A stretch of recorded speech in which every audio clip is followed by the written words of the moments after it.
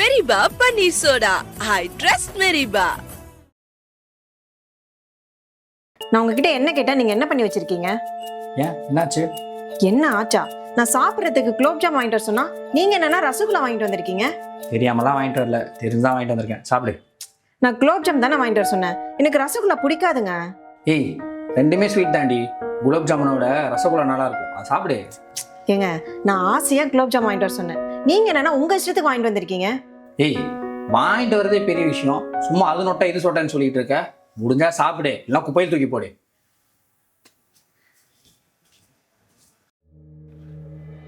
ஏங்க, உங்க சித்தி பொண்ணு கல்யாணத்துக்கு இந்த 2 ட்ரெஸ்ல ஏதாச்சும் ஒரு ட்ரெஸ் போடலான்னு இருக்கேன். எந்த ட்ரெஸ் போடுறது?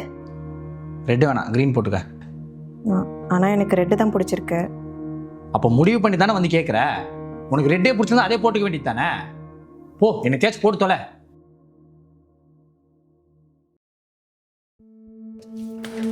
ஷான், என்ன ப்ராஜெக்ட் பண்ணிருக்கீங்க? இது கிளைண்ட் கொடுத்த ப்ராஜெக்ட் மாடல் இல்லையே. சார், இந்த ப்ராஜெக்டை என் ஸ்டைலில் கொஞ்சம் புதுசாக ட்ரை பண்ணியிருக்கேன் சார். என்ன விளையாடுறீங்களா? உங்கள் விருப்பத்துக்கு ஏற்ற மாதிரி பண்ணுறதுக்கு இது வீடு இல்லை. இதை போய் மாற்றிட்டு வாங்க, போங்க. சார், இது என்னோட ப்ராஜெக்ட் தானே சார். இதை என் ஸ்டைலில் பண்ணுறதுல என்ன சார் தப்பு இருக்கு? ஷான், கிளைண்ட் என்ன விருப்பப்படுறாங்களோ அதை தான் நம்ம பண்ணணும். நம்ம விருப்பத்துக்குலாம் நம்ம பண்ணக்கூடாது. கிளைண்ட் இந்த ப்ராஜெக்டில் சாட்டிஸ்ஃபை ஆகலை, அதனால தான் நான் மாற்ற சொல்கிறேன். சார், இந்த ப்ராஜெக்ட்ல 100% உழைப்பை கொடுத்துருக்கேன் சார். இப்போ திடீர்னு மாற்ற சொன்னால் என்ன சார் பண்ணுவேன்? ஷான், உங்கள் பிடிச்ச கடைக்கு சாப்பிட போகிறீங்க. அவன் பிடிக்காத டிஷ்ஷஸை கொண்டு வந்து இது கடையில் ஃபேமஸ் சார், இது நல்லா இருக்கும்னு சொன்னான்னா நீங்கள் சாப்பிடுவீங்களா? இல்லை சந்தோஷமாக சாப்பிடுவீங்களா? மாட்டீங்கல்ல? சாப்பிட மாட்டேன் சார். அதே தான் கிளைண்ட் விருப்பப்படாத அவங்க எப்படி அக்செப்ட் பண்ணுவாங்க? ஏங்க, நான் ஆசையா குலோப்ஜாம் வாங்கிட்டு வர சொன்னேன். நீங்க என்னன்னா உங்க இஷ்டத்துக்கு வாங்கிட்டு வந்திருக்கீங்க. போங்க, போய் இந்த ப்ராஜெக்டை மாற்றிட்டு வாங்க. சரி சார். இந்தாம்மா, நீ கேட்ட குலோப் ஜாமுன். என்னங்க திடீர்னு? நீ எனக்கு என்கிட்ட விருப்பப்பட்ட நீ ஒன்று கேட்ட, ஆனால் உன் விருப்பத்தையே புரிஞ்சுக்காம நானே உனக்கு ஏதோ வாங்கி கொடுத்தேன். ஆனால் இன்னைக்கு எனக்கு அது நடக்கும்போது தான்மா அது எவ்வளோ பெரிய தப்புன்னு புரியுது. நீங்கள் விருப்பப்பட்டு ஒரு விஷயத்த செஞ்சாதாம்மா அதில் முழுமையான சந்தோஷமே இருக்கும். இனி உன் விருப்பத்தை தெரிஞ்சுக்கிட்டு உனக்கு என்ன வேணுமோ அதை நான் செஞ்சு தரேன். சார், இந்த வண்டியெல்லாம் சரி பண்ண முடியாது சார். இன்ஜின்லாம் போயிடுச்சு. அப்படி இப்படி சரி பண்ணால் கூட 20,000 25,000 ரூபாய் செலவாகும் சார். என்னப்பா சொல்கிற? ஆமாம் சார். ஏன் சார் இந்த ரேட்டு ஏன் சார் இந்த வண்டி எடுத்தீங்க? நல்ல வண்டி எடுத்துருக்கலாமே. இல்லைப்பா, 2 வாரத்துக்கு முன்னாடி தான் இந்த வண்டியை செகண்ட் ஹேண்ட்ஸில் வாங்கிட்டு வந்தேன்ப்பா. ஓ, செகண்ட் ஹேண்டில் வாங்கின வண்டியா சார்? ஆமாப்பா, இந்த வண்டி விற்கும்போது நல்ல கண்டிஷனில் இருக்குன்னு சொன்னான்ப்பா. அது மட்டும் இல்லாமல் 16,000 கிலோமீட்டர் தான் ஓடி இருக்கு. புக்கு டாக்குமெண்ட் எல்லாமே கரெக்டாக இருக்குன்னு சொன்னான். அது மட்டும் இல்லாமல் 30,000 தான் கம்மியாக சொன்னான்ப்பா. சரி, வண்டி கம்மியாக வருதுன்னு சொல்லிட்டு நானும் அதை வாங்கிட்டேன். சார், இந்த மாதிரி செகண்ட் ஹேண்ட் வண்டியெல்லாம் நிறைய கண்டிஷனாகவே இருக்காது சார். சும்மா போட்டு உங்களை ஏமாற்றிடுவாங்க சார். இதை வாங்குற நிறைய பேர் ஏமாந்து தான் போகிறாங்க. இந்த பைக்கெல்லாம் பார்த்தாலே தெரியும் சார் ஓடுற கண்டிஷன்லேயே இல்லைன்னு. என்னப்பா சொல்கிற? ஆமாம் சார். இப்போ உங்ககிட்ட ஒரு நல்ல பொருள் இருக்குது, அதை கம்மியான ரேட்டுக்கு விற்பீங்களா? அது எப்படிப்பா? என்கிட்ட இருக்க நல்ல பொருள் நான் ஏப்பா கம்மியாக கொடுக்கணும்? அதுதான் சார், பைக் கண்டிஷன் நல்லா இருந்துச்சுன்னா அவன் ஏன் சார் கம்மியான ரேட்டுக்கு போகிறான்? 16,000 கிலோமீட்டர் ஓடி இருக்குன்னு சொல்கிறீங்க. இன்ஜின் கண்டிஷனை பார்த்தாலே தெரியும் சார், மினிமம் 50,000 கிலோமீட்டர் ஓடி இருக்கும். எது 50,000 கிலோமீட்டர் ஓடி இருக்கா? ஆமாம் சார். உங்களை மாதிரி செகண்ட் ஹேண்டில் வண்டி வாங்குறவங்கலாம் ஓடோமீட்டரை பார்த்துட்டு கம்மியான கிலோமீட்டர் தானே ஓடி இருக்கு, நல்ல ரேட்டு கொடுத்து வாங்கிக்கலாம் நினைப்பீங்க. ஆனால் அப்படி கிடையாது சார். ஓடோமீட்டர்லாம் ஃபிக்ஸ் பண்ணி வச்சுருப்பானுங்க. உண்மையிலே இன்ஜின் கண்டிஷனை பார்த்தா தான் தெரியும் அது எவ்வளோ கிலோமீட்டர் ஓடி இருக்குன்ட்டு. இன்னும் சில பேர்லாம் போலீஸ் சீஸ் பண்ண வண்டியெல்லாம் எடுத்து வந்து விற்றுருவானுங்க சார். அந்த வண்டியை நம்ம வாங்கணும்னு வைங்களேன், 10,000 15,000 நம்ம தான் ஃபைன் கட்டணும். அதுவும் இல்லாமல் சில வண்டிகளுக்குலாம் ஃபேக் டாக்குமெண்ட்லாம் ரெடி பண்ணி விற்றுறானுங்க சார். இதெல்லாம் நம்ம செக் பண்ணி தான் சார் வண்டியே வாங்கணும். நம்ம கஷ்டப்பட்டு சம்பாதிச்ச காசில் ஒரு செகண்ட் ஹேண்ட் பைக் வாங்குகிறோம். அது மினிமம் ஒரு 4 to 5 வருஷமாச்சும் வரும் நம்ம எக்ஸ்பெக்ட் பண்ணுவோம்ல. ஆனால் இந்த மாதிரி வண்டியெல்லாம் 3-4 மாதத்துலேயே இன்ஜினில் வேலை வச்சிரும். செகண்ட் ஹேண்ட் வண்டி வாங்குறதுல இவ்வளோ விஷயம் இருக்கா? இது தெரியாமல் எத்தனை பேர் ஏமாந்து போயிருப்பாங்க. வண்டி தேவை இருக்குது, ஆனால் அது வாங்க காசு இல்லை. அதனால தான் செகண்ட் ஹேண்ட்ஸில் வாங்கலாம்னு சொல்லிட்டு போகிறோம். அதுலேயும் இவ்வளோ செலவு வச்சா என்ன தப்பா பண்ணுறது? சார், நீங்கள் மட்டும் இல்லை சார், நம்ம கடைக்கு வர நிறைய பசங்க இந்த மாதிரி ஏமாந்துருக்காங்க சார். காலேஜ் படிக்கிற பசங்கள்லாம் பார்ட் டைமாக ஃபுட் டெலிவரி பண்ணுறானுங்க, பைக் டாக்ஸி ஓட்டுறானுங்க. அவங்களாம் என்ன புது வண்டியாக வாங்க முடியும்? இந்த மாதிரி செகண்ட் ஹேண்ட் வண்டி தான் வாங்குறாங்க. ஆனால் அவங்கெல்லாம் இந்த மாதிரி பைக் எடுத்துகிட்டு ரொம்ப கஷ்டப்படுறாங்க சார். இந்த மாதிரி செகண்ட் ஹேண்ட் வண்டியெல்லாம் வாங்குறதுக்கு ஒரு காசு, இதை சரி பண்ணுமே நம்ம ஒரு செலவு பண்ணுறோம்ல, அது ஒரு அமௌண்ட்டு. இதை ரெண்டுத்தையும் சேர்த்து வச்சா நம்ம புது வண்டியை வாங்கிட்டு போயிடலாம் சார். சரிப்பா, இப்போ இந்த வண்டி எதாவது சரி பண்ண முடியுமா முடியாதா? சார் வண்டியெல்லாம் இன்ஜின் பிரச்சனை ஆயிடுச்சு சார். இதெல்லாம் சரி பண்ணா 20,000 25,000 ரூபாய் ஆகும். நீங்கள் ரெகுலர் கஸ்டமரு வேணா உங்களுக்கு ஒரு 18,000 ரூபாய்க்கு பண்ணித்தரேன் சார். சரிப்பா. சார் இனிமேல் ஏதாச்சும் ஏமாறாமல் இருங்க சார். அடுத்த வாட்டி இந்த மாதிரி செகண்ட் ஹேண்ட் கடையில் ஏதாச்சும் பைக் வாங்க போகிறீங்கன்னா தெரிஞ்ச மெக்கானிக்கோ இல்லை பைக்கை பற்றி நல்லா தெரிஞ்சவங்களோ கூப்பிட்டு போய் வாங்க சார். உங்களை மாதிரி எதுவுமே தெரியாதவங்கலாம் ஈஸியாக ஏமாற்றிட்டு போயிடுறாங்க சார். சரி தம்பி. சரி சார், நாளைக்கு வந்து வண்டி எடுத்துக்கோங்க. ஏன் அப்படி பண்ண? சொல்லிக்கெல்லாம் போகாதன்னு பண்ணுவியா? ஏன் அப்படி பண்ண? அப்பா நீ பாருப்பா, அடிக்கிறான்னு சொல்லுங்கப்பா. ஏமா பிள்ளை இப்படி அடிக்கிற? பிள்ளைய அடிக்கிறேனா? இவன் என்ன பண்ணி வச்சிருக்கான்னு தெரியுமா? என்ன பண்ணலாம்? எனக்கு ஒருத்தனை கல்யாணம் பண்ணி வச்சிருக்கீங்களே, அவனை போய் பார்த்துட்டு வந்திருக்கான். அவன் கூட சேராதுன்னு எத்தனை தடவை சொல்லியிருக்கேன். காலேஜ் போனோமா படிச்சமான்னு இரு. ஏமா உன் புருஷன்ட்ட தானேமா போய் பேசலாம். இது புருஷனா? புருஷன்லாம் சொல்லாதீங்கப்பா. புருஷன் பொண்டாட்டினா அப்படி இப்படிதான் இருக்கும். மாப்பிள்ளையோட சண்டை போட்டுன்னு இங்க வந்து இருக்கிறது நியாயமா இல்லைம்மா. இங்க பாருங்கப்பா, எனக்கு பிடிக்கல, அதனாலதான் இங்க வந்திருக்கேன். நீங்க 2 பேரும் சும்மா இருங்க. எங்களை சேர்த்து வைக்கிறேன்னு ஏதாச்சும் பண்ணீங்க அவ்வளவுதான் சொல்லிட்டேன். கௌஷி ஒரு நிமிஷமா நான் சொல்லிக்கலம்மா. ஏன்பா அவன் தான் அடிச்சுட்டே இருக்கா, நீங்களும் பார்த்துட்டே இருக்கீங்க. ஹாய் மாமா. கத்தாதரா. வாங்க மாப்பிள்ள உட்காருங்க.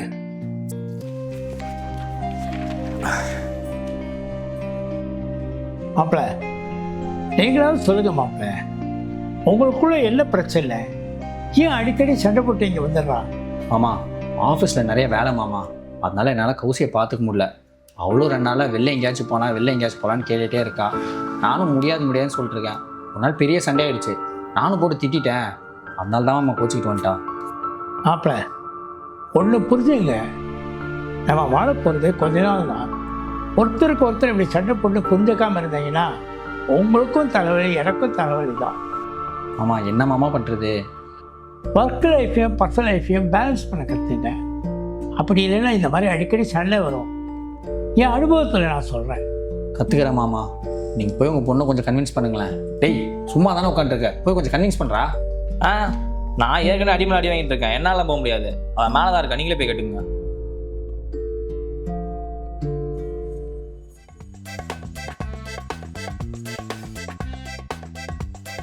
நான் இப்போ என்ன நடக்குதுன்னு ஓட்டிக்கிட்டு வரேன். கௌஷி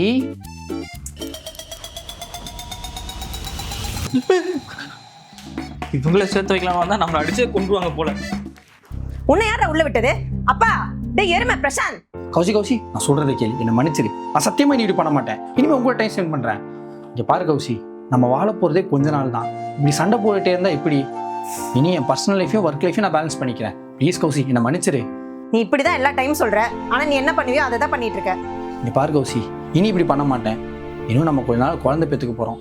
நம்ம 2 பேருக்குள்ள ஒரு நல்ல அண்டர்ஸ்டாண்டிங் இருந்தால் தானே அதெல்லாம் நடக்கும். ப்ளீஸ் கௌசி என்னை மன்னிச்சிரு. சரி இனிமே நீ என்ன ஒழுங்கா பாத்துக்கணும், இல்லைன்னா நான் மறுபடியும் இங்கே வந்துடுவேன். பார்த்துக்கிறேன்.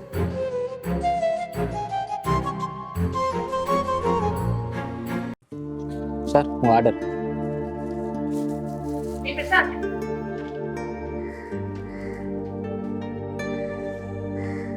நீ என்னடா ஃபுட் டெலிவரி பண்ணிட்டு இருக்க? இவனை உனக்கு தெரியுமா? ஆமாங்க, நான் டீச்சரா ஒர்க் பண்ணல, அந்த ஸ்கூல்ல தான் படிச்சான்.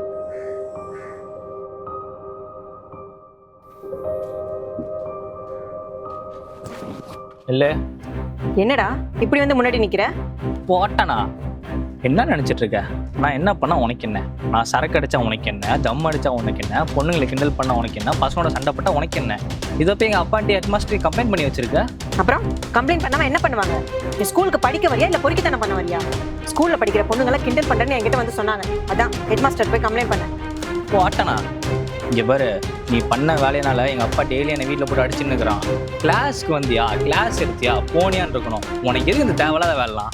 டே பிரசாந்த், பாடம் சொல்லி கொடுக்கறது மட்டும் டீச்சரோட வேலை கிடையாது. இங்க படிக்கிற பசங்களுக்கு ஒழுக்கத்தை சொல்லி கொடுத்து சமூகத்துல மனுஷனா உருவாக்குறது டீச்சரோட வேலை தான். இங்கே பாரு, உன்னை இந்த சமூக சேவைலாம் யாரும் பண்ண சொல்லல. மற்ற வாத்தியாருங்களாம் பாரு, கிளாஸ்க்கு வரானுங்களா, அட்டண்டன்ஸை போடுறாங்களா, கிளாஸ் எடுக்க மாதிரி நடிக்கிறானுங்களா, ஈவினிங் பெல் அடிச்சோன்னே வீட்டுக்கு போகிறானுங்களான்னு இருக்கணும். நீயும் தான் இருக்கியே, கிளாஸ்க்கு வர, கிளாஸை எடுக்கிற, நல்லா படிக்கிற பசங்களுக்கு ஃப்ரீயாக டியூஷன் வர எடுக்கிற. உன்னை யார் இதெல்லாம் பண்ண சொன்னாப்ப? டேய், இது ஒன்றும் பணக்கார பசங்க படிக்கிற பிரைவேட் ஸ்கூல் கிடையாது, சாதாரண ஏழைங்க படிக்கிற ஸ்கூலு. இந்த ஸ்கூல்ல படிக்கிற பசங்களோட அம்மா அப்பாலாம் கூலி வேலை செய்யறவங்க, கட்டிட வேலை செய்யறவங்க. இருக்கட்டும், அதுக்கு என்னப்ப? ஸ்கூலுக்கு அனுப்புற பெற்றவங்களாம் நம்ம பசங்க நம்மள மாதிரி ஆகாம நல்லா படிச்சு நல்ல வேலைக்கு போகணும்னு எப்படி எங்கிட்டு இருக்காங்க தெரியுமா? அவங்க கனவெல்லாம் எங்க பொறுப்புல தான் இருக்கு. இங்கே பாரு, சும்மா அந்த பூமர் மாதிரிலாம் பேசாத. உங்க அப்பா கோயம்பேடு மார்க்கெட்ல மூட்டை தூக்கி தானே வேலை செஞ்சுட்டு இருக்காரு. உன்னை படிக்க வைக்கிறதுக்கும் வளர்க்குறதுக்கும் அவர் எவ்வளோ கஷ்டப்படுறாரு தெரியுமா? ஒரு நாள் உங்க அப்பா வேலை செய்யற இடத்துல போய் பாரு, எவ்வளோ கஷ்டப்பட்டு எவ்வளோ பேர்கிட்ட திட்டு வாங்கி சாப்பாடாம தூங்காம எவ்வளோ வேலை பார்க்குறாருன்னு. ஏன்டா உன்ன மாதிரி பசங்களாம் அதை புரிஞ்சிக்கவே மாட்டீங்க? டேய் பிரசாந்த், நீ பசங்க கூட சேர்ந்து பொண்ணுங்களை கிண்டல் பண்றது, தண்ணி அடிக்கிறது, தம் அடிக்கிறது இதெல்லாம் தப்பு. இதெல்லாம் கண்டிக்கிறது தான் என் வேலை. இப்போ உன்னை கண்டிக்கலைன்னா பின்னாடி இதை விட பெரிய தப்பு கூட நீ பண்றதுக்கு வாய்ப்பு இருக்கு. ஏய், அதெல்லாம் எனக்கு தெரியும். பொண்ணுங்களை கிண்டல் பண்ணுறது, சரக்கு அடிக்கிறது, தம் அடிக்கிறதெல்லாம் தான் கெத்து. இங்கே பாரு, இனிமேல் நான் கிளாஸ்க்கு வர மாட்டேன், எக்ஸாமுக்கும் வர மாட்டேன். என்னை பனிஷ்மெண்ட் பண்ணி எல்லாத்துக்கு முன்னாடி என்னை அவமானப்படுத்துனீங்களே, இந்த ஸ்கூல் பக்கமே நான் வர மாட்டேன். படித்தா மட்டும் வாழ்க்கையில் ஜெயிக்க முடியுமா என்ன? என் வாழ்க்கையை நான் பார்த்துக்கிறேன். டேய் பிரசாந்த், சொல்றதை கேளுடா, உன் நல்லதுக்கு தானே சொல்றேன். என்னை மன்னிச்சிருங்க மேடம், நான் நீங்கள் அப்படி தெரியாமல் பேசிட்டேன். நீங்கள் எனக்கு சொன்னது அப்போ புரியல, இப்போ தான் புரியுது. படிக்காமையே வாழ்க்கையை ஜெயிச்சலான்னு நினச்சேன், ஆனால் அது முடியாதுன்னு எனக்கு இப்போ தான் புரிஞ்சிச்சு. பொண்ணுங்களை கிண்டல் பண்ணுறது, தம் அடிக்கிறது, சரக்கு அடிக்கிறது, டீச்சர்ஸ் எடுத்து பேசுறது, இதெல்லாம் கெத்து நினச்சி சுற்றிட்டு இருந்தேன். ஆனால் படிப்பு இல்லாமல் இப்போ ஏதோ கிடைக்கிற வேலையை செஞ்சுட்டு 5க்கும் 10க்கும் பிச்சைக்கார மாதிரி எடுத்துருக்கேன். இப்போ தான் நான் பண்ண தப்பு எனக்கே புரியுது. இப்போ ஃபீல் பண்ணி என்ன யூஸ்? வாழ்க்கையே போயிடுச்சு. ஒழுங்கா படிச்சிருந்தா காலேஜுக்கு போய் படிச்சு ஒரு நல்ல கம்பெனியில் நல்ல சம்பளத்துக்கு வேலைக்கு போயிருக்கலாம். ஆமாம் மேடம், இந்த தம் அடிக்கிறது, சண்டை போடலாம் கெத்துன்னு நினச்சிட்டு இருந்தேன். ஆனால் படித்து ஒரு நல்ல வேலைக்கு போகிறது தான் உண்மையான கெத்து. என் நிலமை வேறு யாருக்கும் வந்துடக்கூடாது மேடம். ஸ்கூலில் வேறு எந்த பசங்களாச்சும் இந்த மாதிரி பண்ணாங்கன்னா என் நிலைமையை எடுத்து சொல்லி அவங்கள தப்பு பண்ணானான்னு சொல்லுங்கள் மேடம். சரி மேடம், எனக்கு அடுத்த டெலிவரிக்கு டைம் ஆச்சு, நான் வரேன். சரிடா, சரி பார்த்து போ. ஏதாச்சும் ஹெல்ப்னா என்கிட்ட கேளு. Okay madam. ஒழுங்கா படிக்கலைன்னா என்ன ஆகுன்றது நீ ஒரு நல்ல எக்ஸாம்பிளாக இருப்பான். ஷான், எனக்கு ரொம்ப பயமா இருக்கு ஷான். பக்கத்து வீட்டு அங்கிள் இருக்கார்ல, ஆமாம், அவர் தவறிட்டாரு. என்ன சொல்கிற? ஆமா ஷான், நானே கடைக்கு போயிட்டு வரும்போது தான் பார்த்தேன்.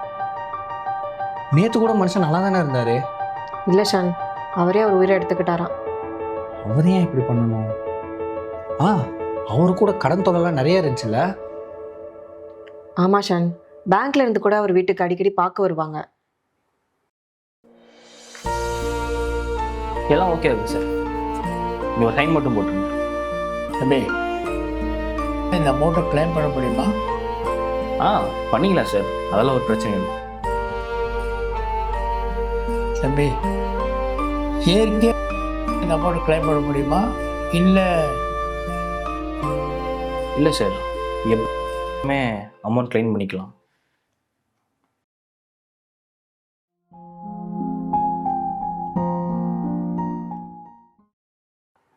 எனக்கு என்னமோ எதுவுமே சரியா படல. ஏன் கௌசி?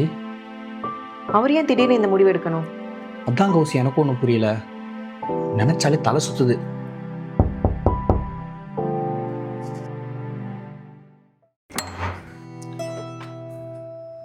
சார், இங்கே ராம்ங்கிறது நான் இன்சூரன்ஸ் கம்பெனி தான் வந்திருக்கேன். அவருக்கு இன்சூரன்ஸ் கிளைம் பண்ணோம், அந்த ஃபார்மாலிட்டிஸ்லாம் கொஞ்சம் முடிக்கணும் சார். ராம் சாரோட வீடு பக்கத்து வீடு. ஐயோ ஷான், அப்பா ஏதோ லெட்டர் எழுதிருக்காது, என்னன்னு படி ஷான். என்னை மன்னிச்சிருப்பா, எனக்கு என்ன பண்ணுறது தெரியலப்பா. உங்களுக்கு ஒரு நல்ல அப்பாவா இருக்க முடியாம போயிடுச்சு. என்னால் நிறைய கடன், எனக்கு நீங்கள் கஷ்டப்படுறது சுத்தமாக பிடிக்கல. சோலை, நான் உயிரோடு இருந்து ஒரு பிரயோஜனமும் இல்லைன்னு தோணுது. எனக்கு கஷ்டமாக இருக்குப்பா. நான் வேலை செய்யும் போது இன்சூரன்ஸ் பணம் கட்டியிருக்கேன். அது இன்சூரன்ஸ் அமௌண்ட்டு கிடைக்கும்பா. அதை வச்சு கடனெல்லாம் அடைச்சிக்கலாம். அடைச்சது போக மிச்ச அமௌண்ட் இருக்கும், அதை உன் கை செலவுக்கு வச்சுக்கோப்பா. நான் இதுக்கு மேலே யாருக்கும் பாரமாக இருக்க விரும்பல. என்ன மன்னிச்சிருப்பா. சோலை, நேரத்துக்கு சாப்பிடுப்பா, உடம்ப பார்த்துக்கப்பா.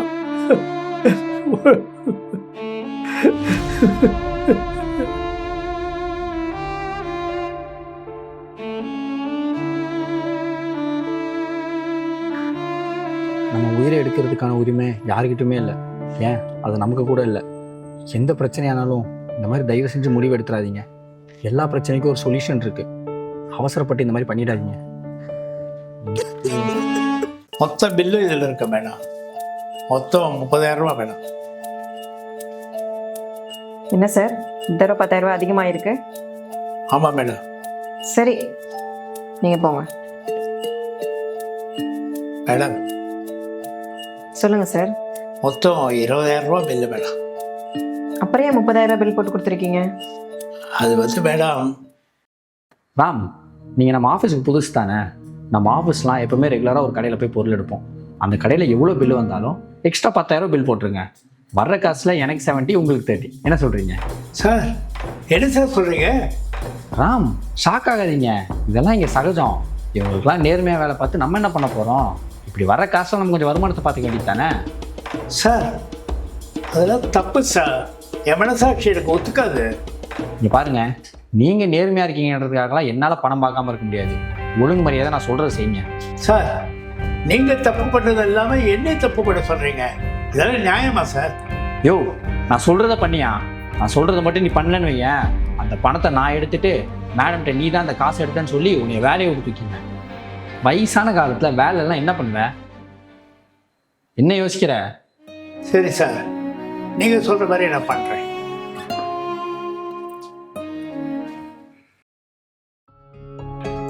இதான் மேடம் நடந்தது.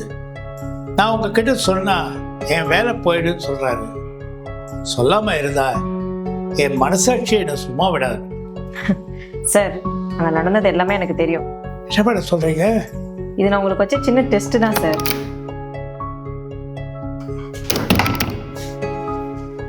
என்ன சார் பார்க்குறீங்க? இதுக்கு முன்னாடி இந்த கம்பெனியில் வேலை செஞ்சவங்கலாம் அங்கே ஒரு பில்லு, என்கிட்ட வரும்போது ஒரு பில்லு கொடுத்து நிறைய காசு அடிப்பாங்க. அதனால தான் உங்களுக்கு ஒரு சின்னதாக டெஸ்ட் வச்சோம். ஏன் சார், நீங்கள் நினச்சிருந்தீங்கன்னா நான் சொன்ன மாதிரி காசு அடிச்சிருக்கலாமே சார்.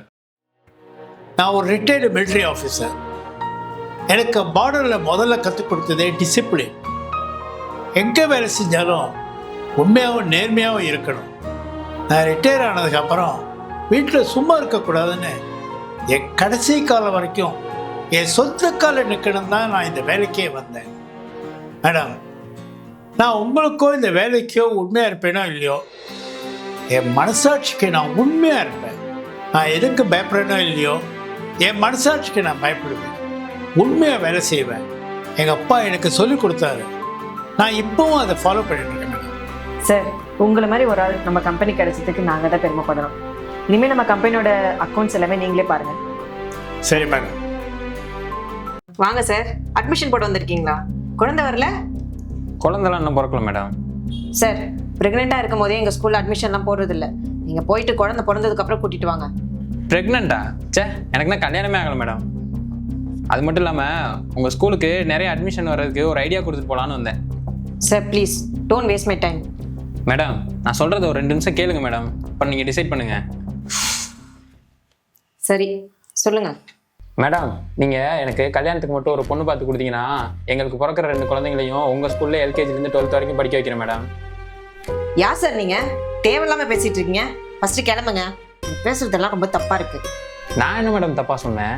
நீங்கள் இப்படிலாம் பண்ணீங்கன்னா உங்களுக்கு அட்மிஷன் நிறைய கிடைக்கும்ல, அதனால தான் நான் அப்படி சொன்னேன். சார், இப்போ நீங்கள் கிளம்புறீங்களா இல்லையா?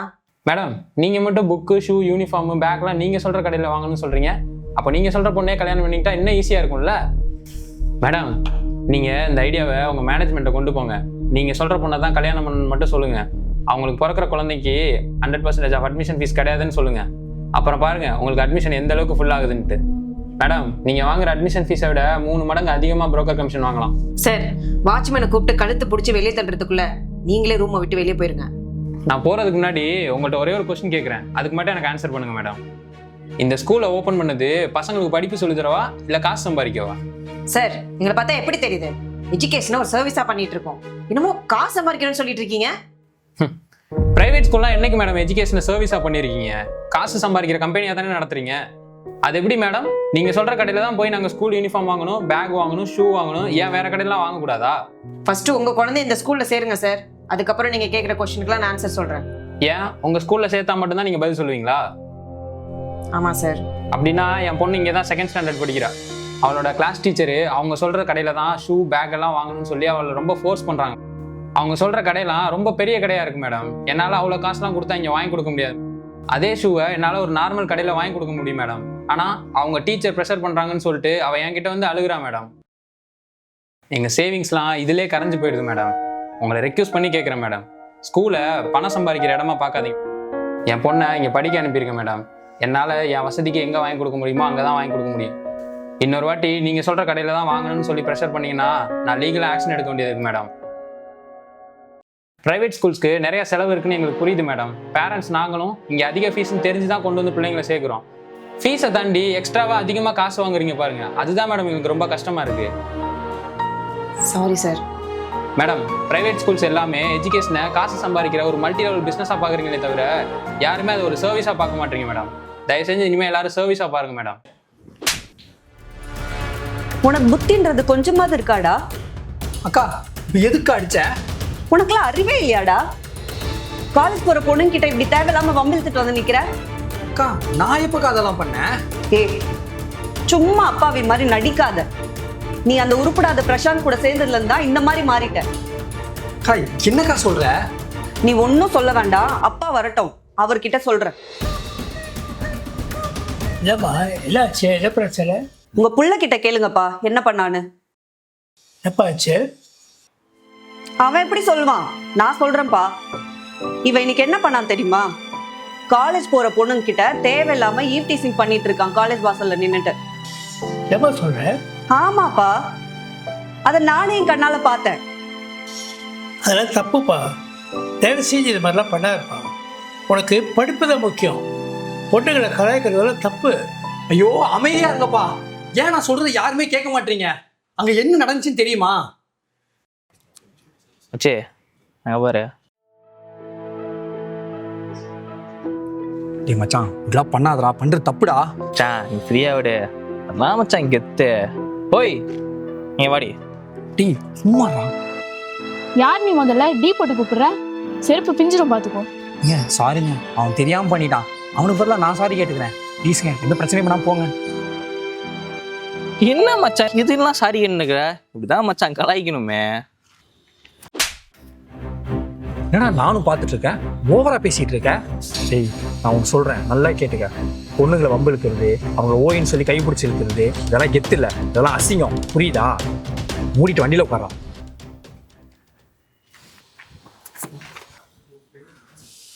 அக்கா அந்த பக்கம் போறப்ப பார்த்து போங்க. அங்க ஆட்டோ கிட்ட ஒரு பையன் போற வர பொண்ணுங்களெல்லாம் மம்பிழுத்துட்டு இருக்கான்.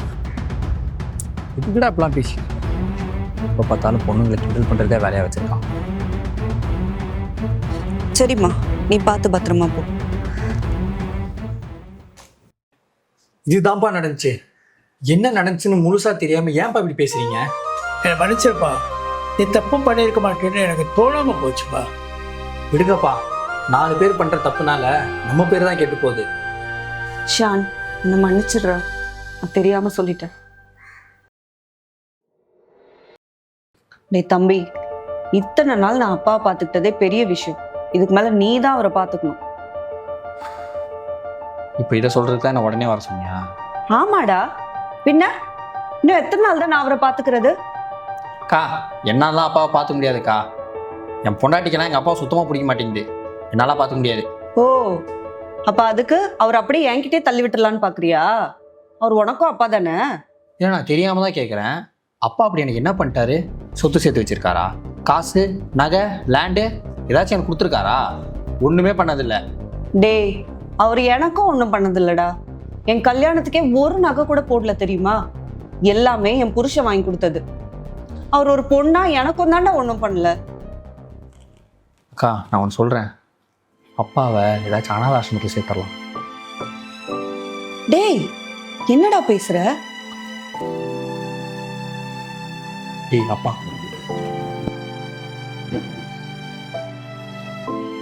பாப்பா. அப்பா, தம்பி உங்களை கூட்டிட்டு போறதுக்காக வந்திருக்கான்பா. அப்பா நானும் அக்காவும் சேர்ந்து ஒரு முடிவு எடுத்திருக்கோம். என்னப்பா, என்ன அனாதை ஆசிரமத்துக்கு அனுப்ப போறீங்களா? என்னப்பா பார்க்குறீங்க? நீங்கள் 2 பேரும் பேசுகிறத நான் கேட்டு தான்ப்பா இருந்தேன். உங்களை பெற்று வளர்த்து ஆளாக்கினதுக்கு ஒரு பசங்களா நீங்கள் செய்யுது தானப்பா? என்னப்பா நான் உங்கள் பையன், எனக்காக இது வரைக்கும் நீங்கள் என்ன செஞ்சுருக்கீங்க? எனக்காக நீங்கள் இது வரைக்கும் ஒன்றுமே பண்ணதில்லப்பா. அப்பா என்கிட்ட அவ்வளோ பண வசதி இல்லைப்பா. என்னாவது ஆனதை நான் செஞ்சுட்டேன்னு நான் நம்புகிறேன். உங்கள் அக்கா கல்யாணம் முதல் கொண்டு. அப்பா நான் அப்படி சொல்ல வரலப்பா. போதும்மா, நீ இது வரைக்கும் சொன்னதே போதும்.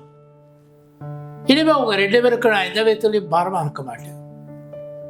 நீங்கள் யாரும் என்னை பார்த்துக்க வேண்டாம், நானே என்னை பார்த்துக்கிறேன்.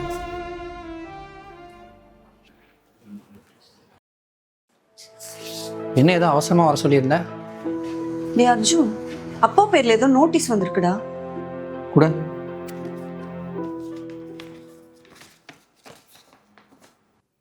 அர்ஜுன், சாரா, உங்கள் 2 பேருக்குமே அப்பா இந்த லெட்டரை எழுதியிருக்கேன். உங்கள் 2 பேருக்கும் ஒரு அப்பாவா நான் ஒன்றுமே பண்ணலை. ஏன்னா என்கிட்ட அப்போ பணம் இல்லை. அதனால் நான் உங்களுக்கு செய்ய வேண்டியதெல்லாம் செய்யாமல் போயிருக்கலாம். இந்த உயிரில் 50 லட்சம் ரூபாய் எழுதியிருக்கேன். நீங்கள் 2 பேரும் அதில் பாதி பிரித்து எடுத்துங்க. அப்புறம் இன்னொரு விஷயம், இந்த உயில் நான் இறந்ததுக்கு அப்புறம்தான் உங்கள் கைக்கு வரும். அப்பா ஏதாச்சும் தப்பு பண்ணியிருந்தா என்னை மன்னிச்சிருங்க. அப்பாவை நம்ம கடைசி வரைக்கும் புரிஞ்சிக்கவே இல்லைல்ல. ஒரு மகனா மகளா ஒரு கடைசி காலத்துல இருந்து பார்த்துருக்கணும்டா.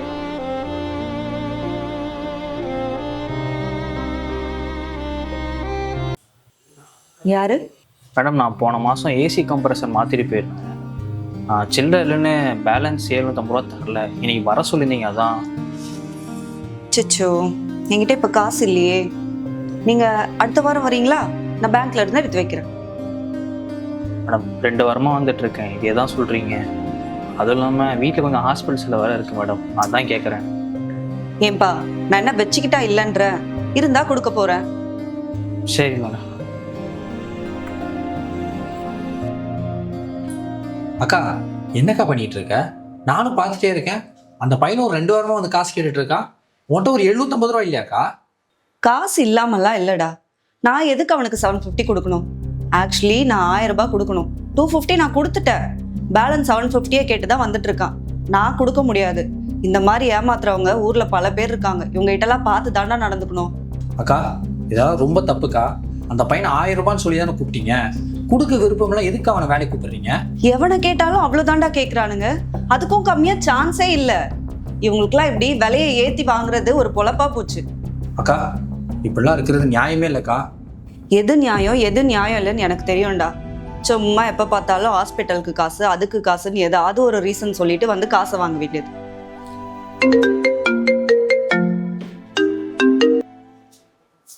ஹலோ, சொல்லுங்க சார். சார் என்ன சார் சொல்றீங்க? Sir budget 80,000 sir. எனக்கு இப்போ 30,000 லாஸ் சார். சார் சார் என்னக்கா ஆச்சு? ஒரு கஸ்டமர் காசு கொடுக்க மாட்டேன்னு பிரச்சனை பண்றாரா? எனக்கு என்ன பண்றதுன்னே தெரியல.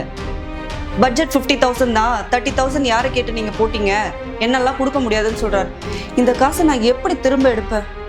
இவங்களுக்குலாம் அறிவே இல்லடா. என்னக்கா இப்படி பேசுற? அவங்க சொல்றது நியாயம் தானே? என்ன ஷான் புரியாம பேசுற? இந்த 30,000 எனக்கு லாஸ். ஏங்கா, இதே நீ மற்றவங்களுக்கு பண்ணும்போது அது நியாயமா தெரியுது, உனக்கு யாராச்சும் பண்ணா உனக்கு அநியாயமா தெரியுதா? இப்போ ஒரு பையன் வந்தானே, இந்த மாதிரி வேலை பார்க்குறவங்கலாம் மாச சம்பளத்துக்கு வேலை பார்க்குறாங்க. எல்லாம் தினக்கூலிங்க. அவங்களுக்கு தினமும் கிடைக்கிற காசை வச்சு தான் அந்த மாசத்தையே அவங்க ஓட்டணும். அவங்களுக்கு காசு கொடுக்க முடியாதுன்னு சொல்ற. அப்போ அதனாலதான் இப்படி எனக்கு ஆச்சுன்னு சொல்ல வரியா? அக்கா, நம்ம என்ன விதைக்கிறோமோ அதை தான் அறுவடை பண்ண போறோம். நம்ம 4 பேருக்கு நல்லது நினைச்சாதான் நமக்கு நாளைக்கு நல்லது நினைக்கும். நீ உன்னை ஏமாத்திட்டாங்கன்னு என்கிட்ட வந்து சொல்ற. ஆனா நீ முதல்ல நியாயமா இருக்கியா? நீயே ஒருத்தரை ஏமாத்தி தானே இருந்த. அவங்க குடும்பத்தை பத்தி கொஞ்சமாச்சும் யோசிச்சு பார்த்தியாக்கா? அவரு ஹாஸ்பிட்டல் செலவுக்கு காசு வேணும்னு கேட்டாரு. அது கொஞ்சமாச்சும் மண்டையில ஏறிச்சாக்கா? அடுத்த வாட்டி இந்த மாதிரி யாராச்சும் வேலை செஞ்சா இது மறக்காம காசு கொடுத்துரு. நான் இவ்வளவு மோசமா நடந்திருக்க கூடாதுடா. எனக்கு ரொம்ப கஷ்டமா இருக்கு. இனிமேலாச்சு யாரையும் ஏமாத்தாம இரு. Meriba Paneer Soda. I trust Meriba.